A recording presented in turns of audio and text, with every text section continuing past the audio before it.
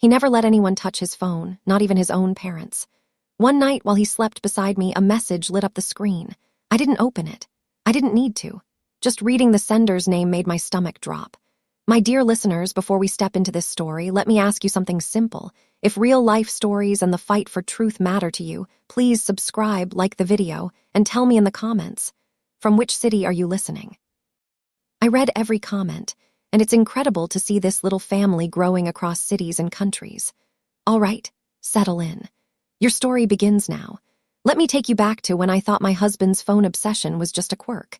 When I didn't realize that password-protected screen was hiding my entire world falling apart. My name is Brittany, 30 years old, light brown skin with natural hair I usually wore in a wash and go or pulled back in a slicked bun. I worked as an elementary school teacher in Detroit, making $56,000 a year teaching third grade. I loved my job, loved my students, loved coming home with construction paper art projects and stories about 8-year-olds saying the funniest things. I lived in a renovated loft apartment in Midtown with my husband Cameron, $1,895 rent every month. We'd been married for 3 years, together for 5. Had been talking about buying a house, maybe starting a family in the next couple years once we'd saved more money. Cameron was 32, dark-skinned with a neat beard and close-cut fade, worked as a sales director for a medical equipment company, making about $87,000 with commissions. Tall, well-dressed, confident. We met at a friend's wedding. I was a bridesmaid, he was a groomsman. Danced together at the reception, exchanged numbers, went on our first date 3 days later to the apparatus room, $132.67 for dinner and drinks. Got married 2.5 years later at a beautiful ceremony at the Fillmore, $16,200 total including the reception. Cameron had always been protective of his phone. From the very beginning of our relationship, he kept it password protected, face down when we were together, always took it with him even to the bathroom.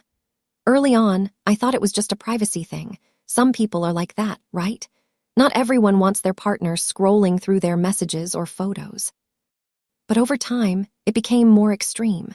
His parents visited us in August of last year. They drove up from Toledo on a Saturday, August 12th, arrived at our apartment at 11:47 a.m. His mother, Patricia, was 59, sweet woman, brought us homemade pound cake in a Tupperware container. His father, Marcus, was 61, retired auto worker, always had stories about the old days at the GM plant. We were all sitting in our living room, catching up, when Patricia's phone died. "Cameron, baby, can I use your phone to call your Aunt Denise?" she asked. I promised her I'd let her know when we got here safely. Cameron, who was sitting on our gray couch next to me, immediately tensed. "My phone's almost dead too, Ma. Use Brittany's."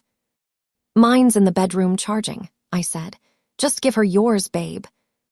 I said it's almost dead. Patricia looked confused. "Well, one quick call won't hurt." "Ma," I said no. His voice was sharp. "Use Brittany's phone." An awkward silence filled the room. Patricia looked hurt.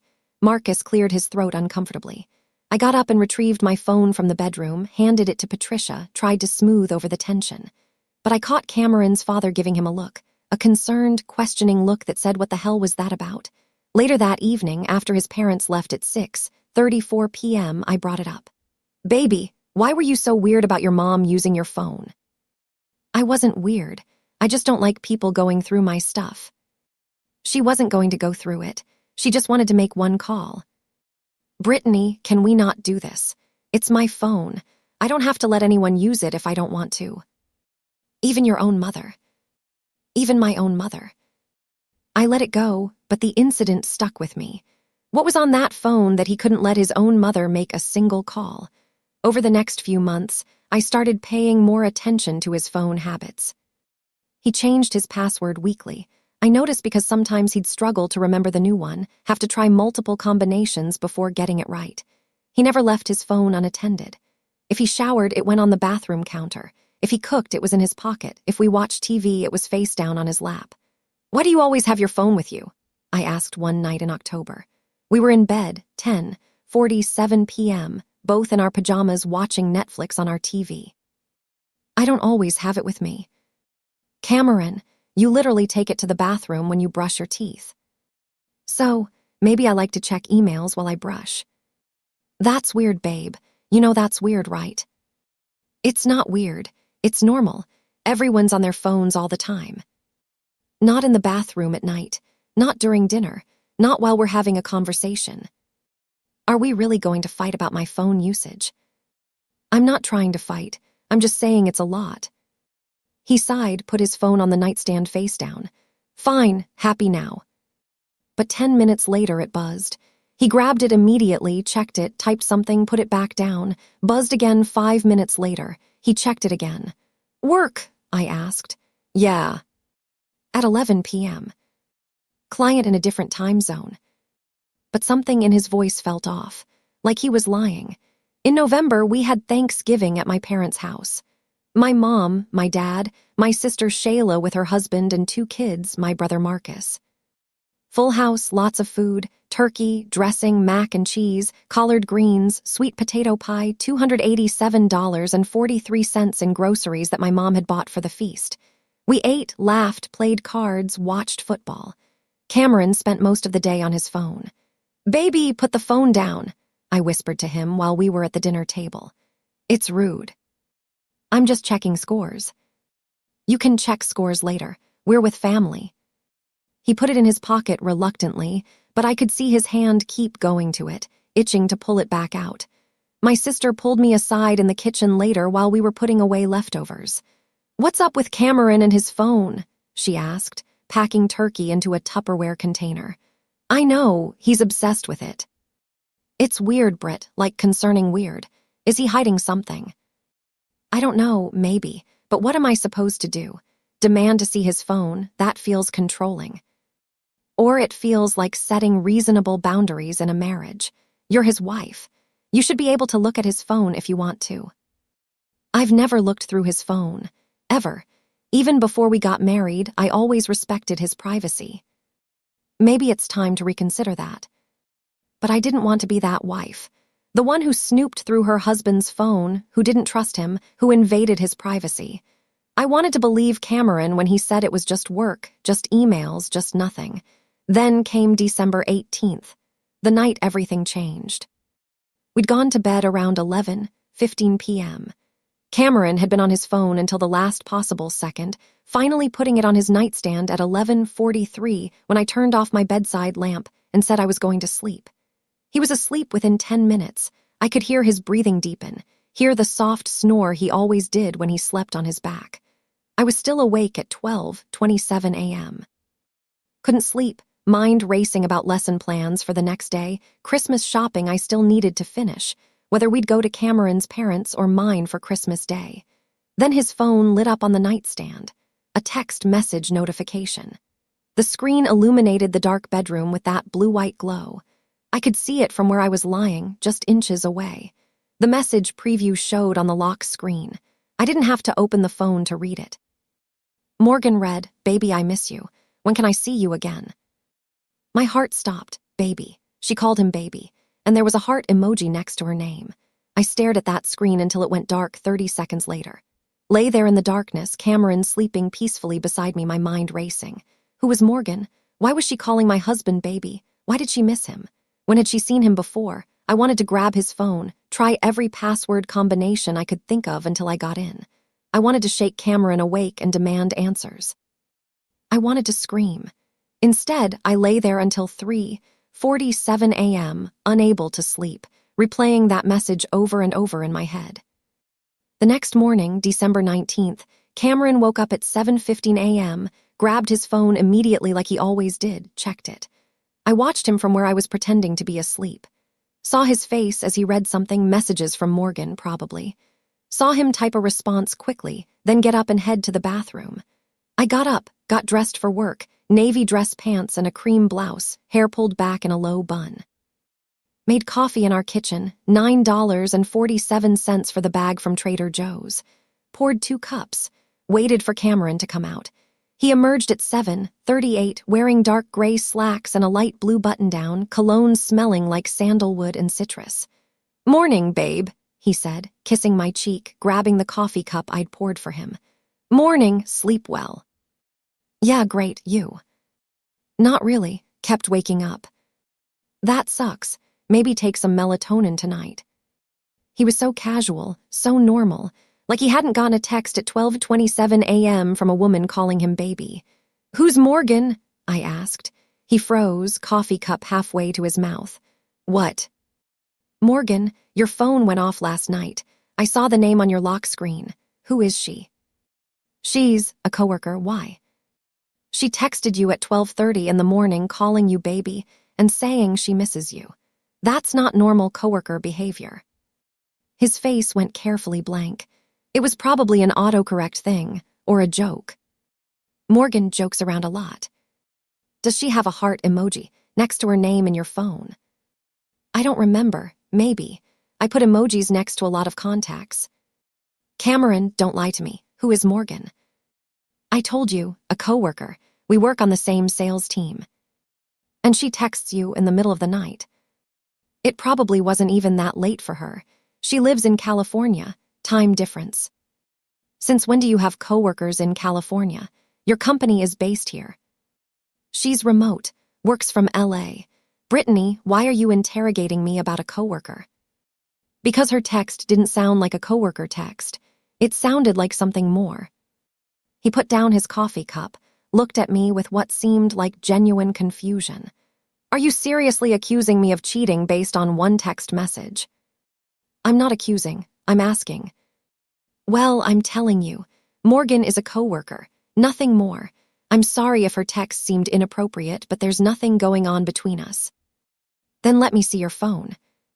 His face changed, went from confused to defensive in an instant. "No." "Why not, if there's nothing to hide?" "Because it's my phone, my privacy. I don't go through your phone, you don't go through mine. That's always been our agreement." "We never agreed to that. You just decided that's how it would be." "Brittany, I'm not showing you my phone." "If you don't trust me, that's a you problem, not a me problem." He grabbed his briefcase, his keys, walked toward the door. "I gotta go. I have an early meeting. We'll talk about this later." "Cameron." The door closed behind him. I heard his footsteps in the hallway, heard the elevator ding. He was gone. I called in sick to work. Couldn't face a classroom of third graders when my mind was spinning with questions and fears. Called my principal at 7:52 a.m., said I had a migraine, needed a personal day. She approved it without questions. I rarely called in sick, had plenty of days available. Then I called Shayla. "He's cheating on me," I said when she answered. "I know he is." "Whoa, slow down. What happened?" I told her about the text, about Cameron's reaction, about him refusing to show me his phone. "Girl, that's suspicious as hell," Shayla said. "If he's got nothing to hide, why won't he show you?" "He says it's about privacy, about trust." "That's manipulation. He's turning it around on you, making it seem like you're the problem for asking reasonable questions." "What do I do?" "You get proof. Find out who Morgan is, what their relationship really is. Don't let him gaslight you into thinking you're crazy." After we hung up, I did what I probably should have done months ago. I started investigating.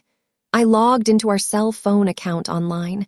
We were on a shared family plan, both our phones under my name since I'd set it up before we got married. Pulled up Cameron's phone records for the past 3 months.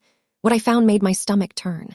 Hundreds of texts to one number, a California number with a 310 area code. Starting in September, 3 months ago. At first just a few texts a day, then dozens. By November, over 100 texts a day. And calls, long calls, 47 minutes, an hour and 12 minutes. 2 hours and 33 minutes, all to the same California number.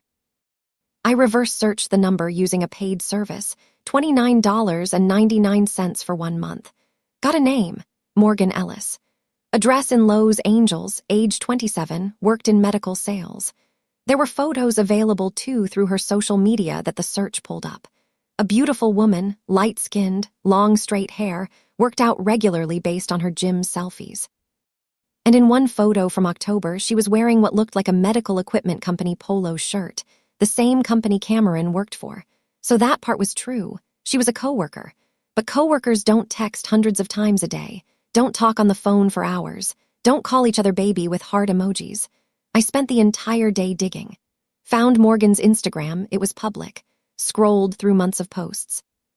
Most were professional, her at conferences, with clients, motivational quotes about sales success. But then I found one from November 3rd. A photo of a nice hotel room with downtown Detroit visible through the window. Caption, "Love this city, blue heart." She'd been in Detroit, in November. I checked Cameron's calendar app. We shared a family calendar for coordinating schedules. November 3rd through 5th, he'd had a regional sales meeting blocked out. Said he'd be in meetings all day, dinner with the team at night, wouldn't be home until late. Had Morgan been at those meetings? Had they been together? I felt sick. I went to the bathroom and threw up. When Cameron came home at 6:43 p.m., I was sitting on the couch with printouts spread across the coffee table. Phone records. Screenshots of Morgan's Instagram. Her LinkedIn profile showing she worked for his company. Everything. He walked in, saw the papers, and his face went pale. "What is this?" he asked. The truth. 3 months of phone records showing hundreds of texts and calls to Morgan. Her Instagram showing she was in Detroit the same weekend you had your sales meeting. Want to keep lying to me, or should we have an honest conversation now? He sat down slowly in the chair across from me, put his head in his hands. "Brittany. Don't make excuses, just tell me the truth. Are you having an affair?" Silence, long, horrible silence that told me everything I needed to know. "Yes," he finally whispered. "I'm sorry, yes." The room tilted. I'd known, deep down, but hearing him confirm it still felt like being hit by a truck. "How long?" "Since September. She joined our team in August. We started working together and—" "I don't care about the backstory." "Have you slept with her?" "Yes." "How many times?" "Does it matter?" "Yes, it matters. How many times have you betrayed me, betrayed our marriage?" 3 times. When she came to Detroit in September, November, and last week. Last week. She was here last week. She had a client meeting. We met up. While I was at work teaching children, you were in a hotel room with another woman. He didn't answer, didn't need to. "Get out," I said quietly. "Brittany, please. Get out of my apartment, right now." "This is my apartment too." "I don't care. Get out or I'm calling the police and telling them you're refusing to leave." "Where am I supposed to go?" "Call Morgan. I'm sure she'll let you stay with her." "Oh, wait, she lives in California. Guess you should have thought about that before you destroyed our marriage." He stood up, grabbed his jacket, his keys. "We need to talk about this." "There's nothing to talk about. You cheated. Multiple times. With a coworker you've been texting and calling hundreds of times behind my back. Our marriage is over." "Brittany, I made a mistake." "A mistake is forgetting to pick up milk. This is a choice. Multiple choices over multiple months. Get out." He left at 7:18 p.m. I locked the door behind him, put the chain on, collapsed on the floor and sobbed. Called Shayla. She answered on the first ring. "What happened?" He admitted it. He's been cheating since September. "Slept with her 3 times. Last week, Shayla. He was with her last week." "Oh my God, Britt, I'm so sorry. Where is he now?" "I kicked him out. I can't look at him. Can't be in the same space as him." "Good. He doesn't deserve to be there. Do you want me to come over?" "No, I just want to be alone." But I wasn't alone. Over the next 3 days, Cameron called 47 times, sent 82 text messages, left voicemails begging me to talk to him, to let him explain, to give him another chance. I didn't answer any of them. On December 22nd, I went to see a divorce lawyer. Jennifer Washington, a sharp black woman in her 40s who specialized in infidelity cases, $3,500 retainer. Her office was downtown, professional and clean, photos of her kids on her desk. "Tell me what happened," she said. I told her everything. The phone obsession, the midnight text, the investigation, finding out about the affair. "Do you have proof? Screenshots, records, anything?" "Yes. Phone records, Instagram posts, his admission on recording. I recorded our conversation when he admitted it." Michigan is a no-fault divorce state, so the affair doesn't affect property division, but it might help with other aspects of the settlement. "Do you own property together?" "No, we rent, but we have a joint checking account, joint savings, both our names on the car loan for his vehicle. We'll work out an equitable split.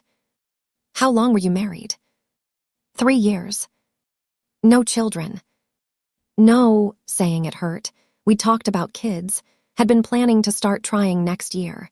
This should be relatively straightforward then. I'll file the papers today. He'll be served within the week. Cameron was served on December 27th at his office. He called me immediately, crying. Brittany, please don't do this. We can work through this. I love you. You don't cheat on people you love. I made a mistake, a terrible mistake, but I want to fix this. I want to fix us. There is no us anymore, Cameron. You destroyed us when you slept with Morgan. I ended it with her.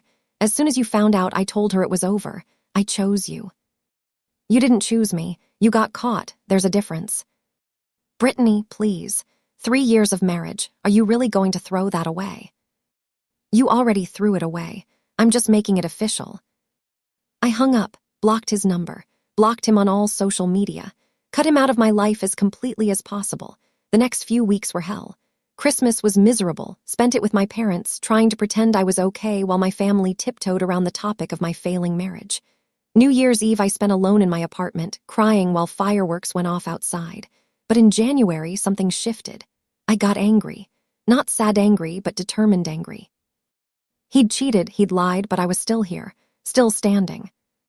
Still had my job, my family, my friends, my life. I started therapy with Dr. Angela Freeman, a Black woman in her 50s who specialized in infidelity trauma, $140 per session with my insurance. Her office was in Midtown, warm and comfortable with soft lighting. The betrayal you experienced isn't just about the physical affair, she said in our first session on January 9th. It's about the lying, the gaslighting, the making you feel crazy for asking reasonable questions. That's emotional abuse. I didn't think of it that way. When someone makes you question your own instincts, your own reality, that's manipulation. And that can be just as damaging as the affair itself. We worked through my feelings, the hurt, the anger, the shame, the fear that I should have seen it coming. Dr. Freeman helped me understand that none of it was my fault. Cameron's affair was his choice, his failing, not mine. The divorce moved forward.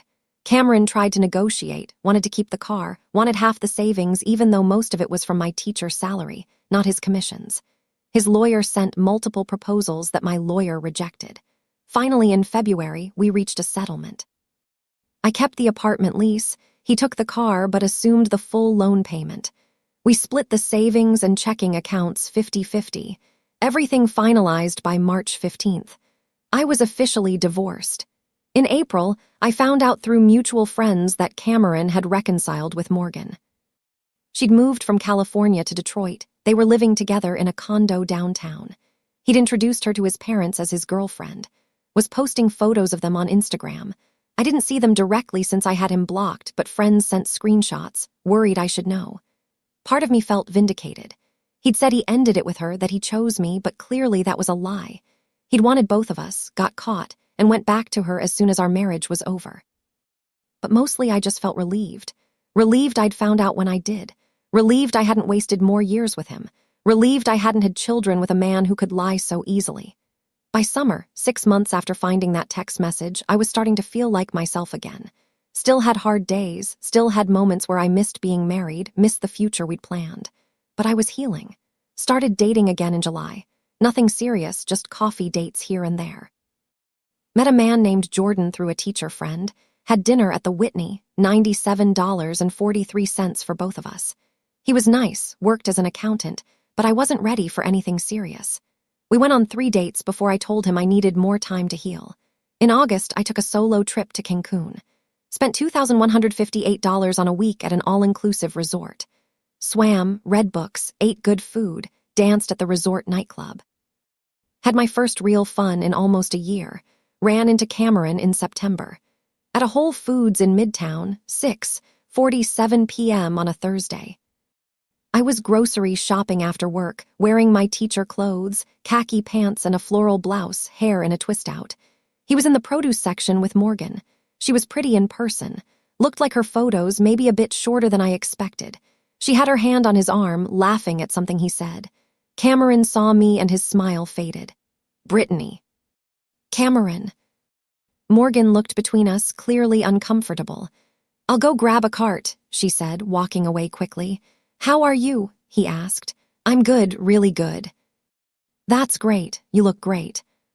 Thanks, you look the same. Awkward silence. Then he said, I'm sorry for everything, for how things ended, for hurting you. I appreciate that. Are you seeing anyone? That's not really your business anymore. Right, of course. I hope you're happy, I really do. I am, and I hope you and Morgan are happy too. I walked away, left him standing there in produce. Got to my car, sat in the parking lot for a few minutes just breathing. Seeing him had stung a little, but not as much as I'd feared. The wound was healing. By October, 10 months after everything fell apart, I was in a completely different place. Thriving at work, my students were doing well, I'd been nominated for Teacher of the Month. Had joined a book club with other teachers, started taking pottery classes on Tuesday nights, went out with friends regularly.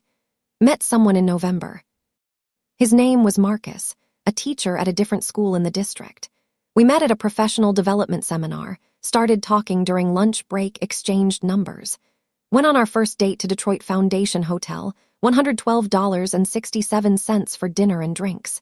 He was kind, funny, understood the demands of teaching. We took things slow, coffee dates, then dinner dates, then I let him meet Shayla after 2 months. Let him into my life carefully, making sure he was worthy of the trust I was offering. I was married before too, he told me on our 5th date in January.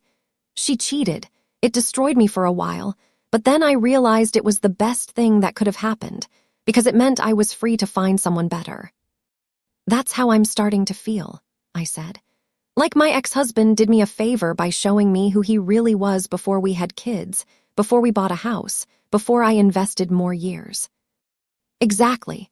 The pain is temporary, the freedom is permanent. By February, 1 year after my divorce was finalized, I was genuinely happy. Dating Marcus seriously, we weren't living together, weren't engaged, but we were building something real and honest. He never hid his phone from me, never made me feel crazy for asking questions, was open, communicative, trustworthy. I love you, he told me one night in March, sitting on my couch watching a movie. I know it's only been 4 months, but I wanted you to know. I love you too, I said, and I meant it. Looking back now, I can see how that midnight text message changed everything. How seeing Morgan read, "Baby, I miss you" on Cameron's phone was the beginning of my real life starting. Here's what I want you to understand. If your partner is obsessively protective of their phone, that's a red flag. Privacy is one thing, we all deserve some boundaries, but secrecy is different. If your partner won't let their own family make a phone call, won't show you their screen even for innocent reasons, changes passwords constantly, takes their phone everywhere including the bathroom, pay attention to that. Trust your instincts. When that text lit up Cameron's phone, I knew immediately something was wrong. I didn't need to see 100 texts or explicit photos. I knew from that one message. Your gut knows. Listen to it. Don't let anyone gaslight you. When Cameron tried to make me feel like I was the problem for asking about Morgan, that was manipulation. You have a right to ask questions in your relationship. If someone turns those questions around on you, makes you feel controlling or crazy for having concerns, that's a red flag. Document everything. The phone records, the screenshots, the recordings, all that evidence protected me in the divorce. Even in no-fault states, having proof gives you leverage and peace of mind.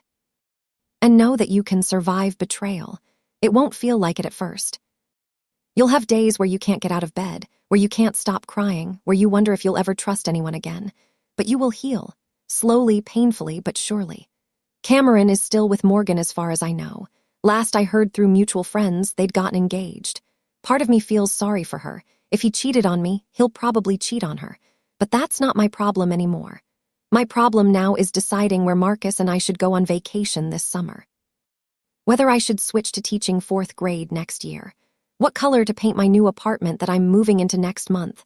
A better place in a better neighborhood. $2,100 a month, but worth it. That text message at 12:27 a.m. destroyed my marriage. But it also saved my life. Because I deserve better than a man who hides his phone. I deserve someone who's proud to love me openly, honestly, completely. And I found that. It just took losing everything first.